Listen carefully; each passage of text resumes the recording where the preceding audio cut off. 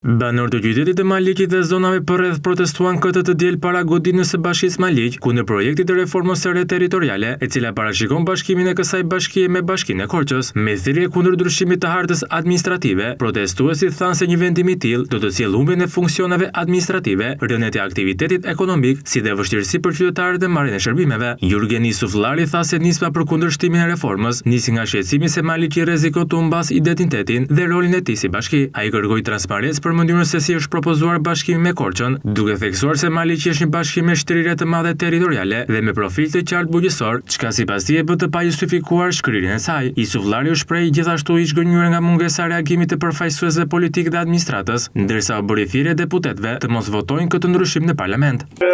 Duhet i themi disa gjëra, por unë kam qenë i pari që kam nisur këtë protestë, kam bërë thirrje sepse kam kuptuar që diçka e pisët dhe diçka e keqe po luhet për këtë qytet. Në fakt, unë vi nga një fshat këtu edhe më vjen shumë keq që nuk po shkoj asnjë nga Maliqi. Duhet të zgjatem pak sepse kam shumë vërtet. Është e çuditshme se kush e ka hedhur ose kush e ka nxjerrë nga goja shkrirjen e Bashkisë Maliq dhe kush e ka firmosur, pra duhet të di se cila është ajo dorë që ka firmosur shkrirjen e këtij qyteti dhe jo të kësaj godine, sepse kjo fundit është një godinë, por qyteti është ai që do shkrihet dhe këtu nuk do ketë me asnjë funksion, nuk do ketë me asnjë kafene, asnjë furbuke, dhe këtu do ngelet një xhep dhe nuk do ketë me asnjë që do kalojnë. Pra, jemi një bashki e madhe me 81 fshatra, me 31.000 banor dhe kemi një shtrirje shumë të madhe. Pra, jemi nga bashkit më të mëdha që ne mund të quheshim shumë mirë një bashki bujqësore, sepse territoria është një fushë dhe ne nuk kemi se si mund të bashkojmë me Korçën. Ne nuk kemi asnjë problem me Korçën, por Korça mund të jetë fokusuar tek turizmi dhe ne tek bujqësia. Unë jam shumë i zgënjur sot me administratën dhe ndihem shumë i tradhtuar. Unë nuk kam fikti të gjëra se janë, ndihem i tradhtuar nga të gjithë kolegët, sepse sot më duket sikur jam shitur nga ata, por unë do të luftoj për ata, do të jem këtu, edhe kur të kaloj këtu në Maliq do kaloj me kokën lart edhe. Të duket sikur je shitur edhe nga kryetari i bashkisë, kryetari i partisë dhe 6 deputetët e tjerë të Partisë Socialiste. Në fakt unë edhe në postimet e mia i kam bërë thirrje të gjithë deputetëve, qoftë ai që ka marrë një votë, që ka përgjegjësi dhe nuk duhet të votoj shkrirje në parlament të Bashkisë Maliq. Protestuesit argumentuan se një reformë e tillë nuk do të ndikojë vetëm në administratë, por edhe në jetën ekonomike dhe sociale të qytetit. Sipas tyre, largimi i institucioneve do të sjellë më pak lëvizje qytetarësh, më pak konsum për bizneset lokale dhe më pak investime për zonën. Manjola Doko tha se pasojat do të ndihen drejt për drejt nga qytetarët dhe bizneset, ndërsa ngriti shqetësimin se shërbimet publike mund të përqendrohen në Korçë, duke lënë Maliqi pa zhvillim dhe pa investime të reja. Mendoj se çfarë mundet të ndodhë pas mbylljes të bashkisë. Asnjë gjë do kthehet vërtet si një fshat. Në takimin që bëmë për reformën territoriale që Gjoja u pyete me pak fjalë, fjalimi im ishte ky. Luftoni që mos mbyllet për arsye sepse do kthehet Maliqi si fshati Kollanet. Shumë nga ata punojësin e administratës musulën sepse menduan sikur unë po thoja që nuk ka bërë kryetari asnjë gjë për Kollanecin. Ktu ishte ajo theksi atyre dhe qëndronte. Asnjëra nuk foli që ç'do ndodh me këtë institucion, me qytetin, me qytetarët, me bizneset, me asnjë. Të gjithë problemi atyre ishte ç'po na ndodh që nuk po na fshihen ato çfarë ka bërë kryetari. Nuk është muhabet. Si biznes dëmtojeni? Shumë. Këtë na tregon. Unë si biznes normale që dëmtoj. Si nuk dëmtoj. Unë shikoj që ka lëvizje kur vinë për një hall, për një problem nga fshatra vinë tek unë.